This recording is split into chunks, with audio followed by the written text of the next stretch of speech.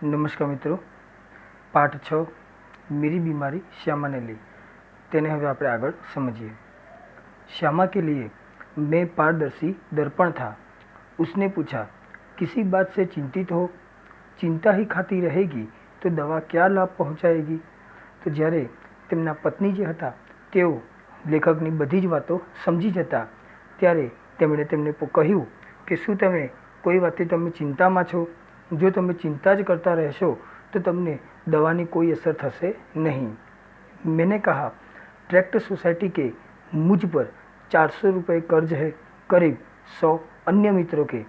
त्यारे लेखक कहे छे कि मारा ऊपर केटलू पैसानु देवुं छे, तो जे मारा अन्य साथी मित्रों छे तेमना पर मारे पैसा चूकववाना छे। उसने जो उत्तर दिया उससे मैं चौंक पड़ा और सहसा उठकर उसे घूर कर देखने लगा, जैसे श्यामा को एक बार फिर से पहचानने की ज़रूरत हो। तो वळता जवाबमां एमना पत्नी जे कहे छे ते सांभळीने लेखक खूब ज आश्चर्यचकित थई जाय छे अने तेमने जोया ज रहे छे, जाणे के तेमने लागे छे कि तेमने फरीथी एक वखत पोतानी पत्नीने समजवानी जरूरत छे।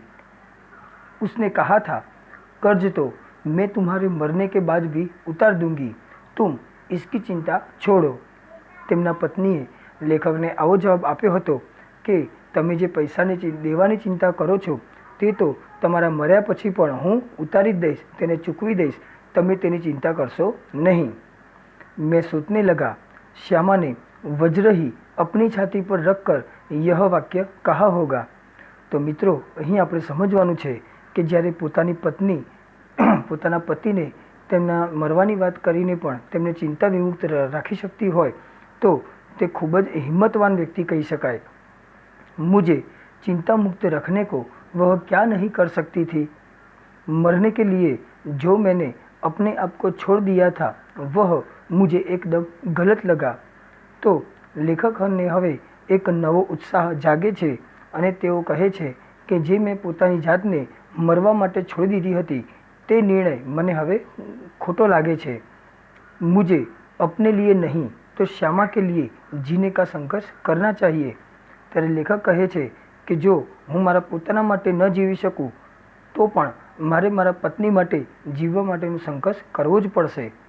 श्यामा के लिए मैंने जीवन में कुछ नहीं किया, कभी करने के योग्य नहीं रहा।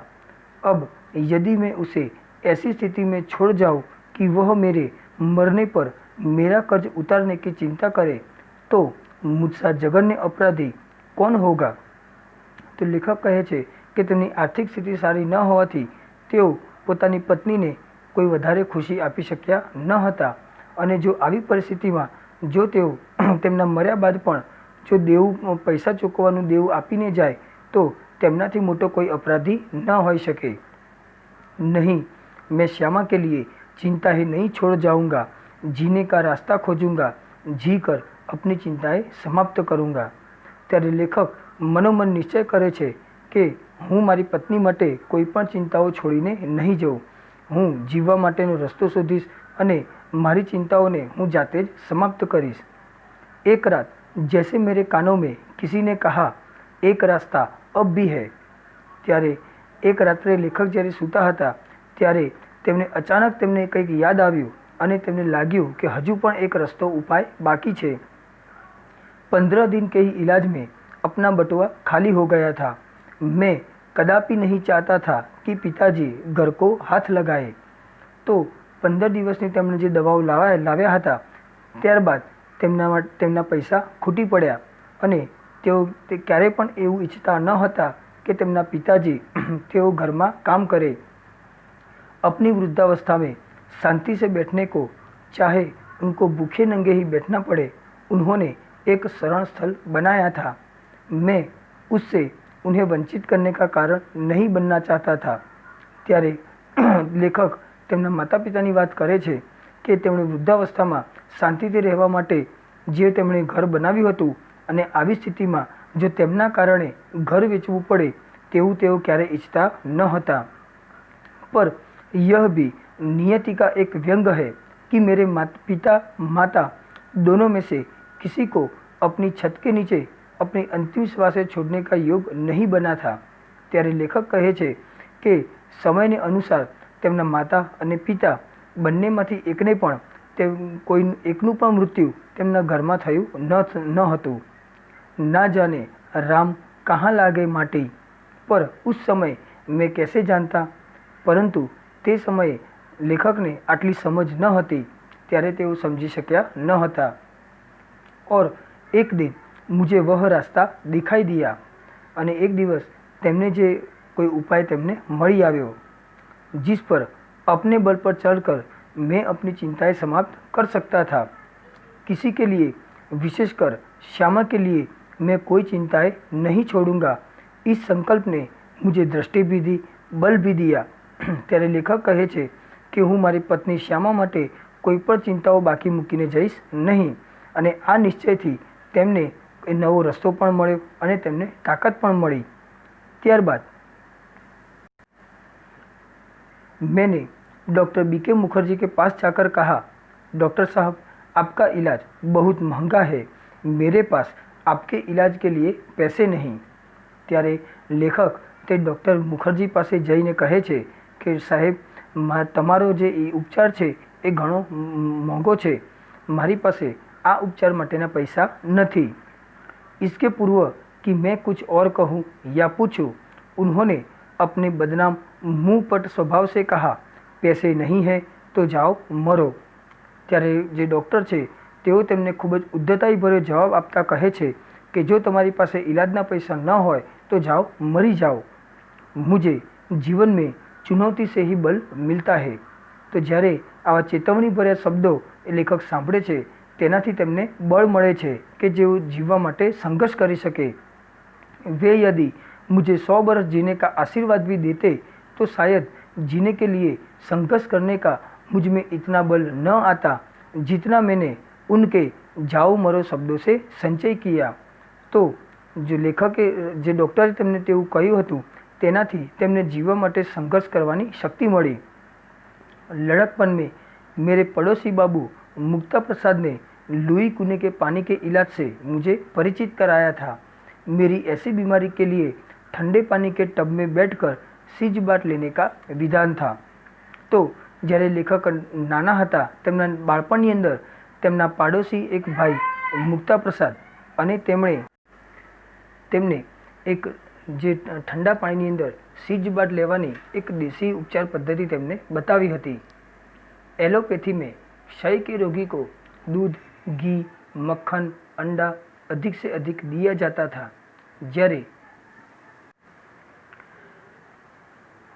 क्षयनी बीमारी में जे एलोपैथी एटले के अंग्रेजीनी उपचार पद्धति हती तेमां जे बीमार व्यक्ति होय छे तेने दूध, घी, माखण, ईंडा आ बधुं वधारे प्रमाणमां आपवामां आवतुं हतुं। कूने के इलाज में चीकना मना था, જ્યારે आ ठंडा पाणीनो जे बाथ शेक लेवानी जे इलाज हतो तेमां आवी चीकणी वस्तुओं खावानी मनाई हती। सिर्फ कच्ची सब्जियां, फल, भीगे चने, गेहूँ आदि पर रहना था। तो आ देसी उपचार पद्धति में काचा शाकभाजी, फळफळादी, पछी पलाळेला चना, घऊं आवी बधी वस्तुओं खावानी हती। न दवा पर कुछ खर्च, न खुराक पर कुछ खर्च। यही इलाज तो मेरी स्थिति के अनुकूल था और कामकाज साधारण किए जाना था। तो आ जे देसी उपचार पद्धति हती तेमां दवानो कोई खर्चो न हतो के न कोई खावा पीवानो वधारे खर्चो हतो, अने आ जे उपचार हतो ते लेखकनी आर्थिक स्थिति प्रमाणे पण खूब ज अनुकूल हतो, अने तेनी अंदर तेओ साधारण जे सामान्य कामकाज पण करी शकता हता। मैंने बीके मुखर्जी का नुस्खा फाड़ डाला और कूने के अनुसार सीज बात आरंभ किया, तदनुसार खुराक आदि रखी। तो त्यारे लेखके जे डॉक्टरे तेमने जे इलाज लखी आप्यो हतो ते तेओ फाड़ी नाखे छे अने तेओ देसी उपचार पद्धति शरू करे छे, अने जे खोराक शाकभाजी, फळफळादी वगैरह खावानुं हतुं ते पण तेओ चालू करे छे। स्कूल भी जाने लगा, केवल रात वाली ट्यूशन छोड़ दी, अने तेओ सामान्य कामकाज करवा माटे तेओ शाळाए जवानुं चालू करे छे, परंतु जे रात्रे ट्यूशनो करावता हता ते काम तेओ बंद करे छे। उसका मुआवजा एक तरह से किताबों की बिक्री से मिल जाता। અને તે જે ભરપાઈ થતી તે ભરપાઈ તેઓ તેમના જે ચોપડીઓ જે વેચાતી હતી તેમાંથી થઈ જતી। श्यामा ने मेरा विरोध न किया। जीवन भर मैं जिस रास्ते पर भी चला उसने स्वस्ति पंथा कहा और मेरे पीछे चली। ત્યારે તેમની પત્ની પણ તેમનો કોઈ પણ જાતનો વિરોધ કર્યા વિના તેઓ જે પણ રસ્તે તેઓ આગળ વધતા હતા તે રસ્તા ઉપર તેમણે તેને હંમેશા સાથ અને સહકાર આપ્યો હતો।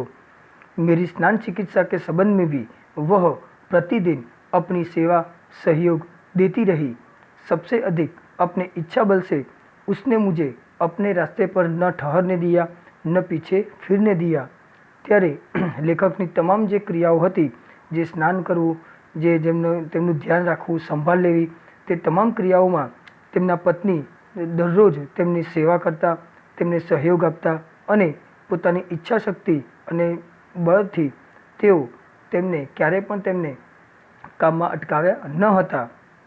राह पकड़ तू एक चला चल पा जाएगा मधुशाला, लेकिन अपने अडिग इच्छा बल से उसने जो सबसे बड़ा सहयोग दिया और जो सबसे बड़ा चमत्कार किया वह यह था कि जितने दिन मेरा इलाज चलता रहा उसने अपने सारे रोगों को जैसे कील दिया और कभी एक उंगली दुखने की भी शिकायत नहीं की। ત્યારે લેખક કહે છે કે જેટલા દિવસ તેમનો ઇલાજ ચાલુ રહ્યો તેટલા દિવસ સુધી તેમના પત્નીએ પોતાના બધા જ રોગોને અથવા બીમારીઓને તેમણે છુપાવી રાખી અને ક્યારે પણ નાની અમથી બીમારીની પણ તેમણે કોઈ પણ શિકાયત ન કરી। शायद उसके प्रति इस निश्चिंता ने मुझे अपने रोग से लड़ने का जितना बल दिया उतना किसी चीज़ ने नहीं। तो તેઓ જે પોતાની નિશ્ચિંતતા દર્શાવતા હતા તેને કારણે લેખકને પોતાના રોગની સામે લડવાનો જેટલી તાકાત મળી તેટલી બીજા કશામાંથી ન મળી હતી। इस आत्मनियंत्रण आत्मनिग्रह इच्छा बल हठ योग की समझ में नहीं आता उसे क्या नाम दूँ, बड़ी महंगी कीमत उसे चुकानी पड़ी।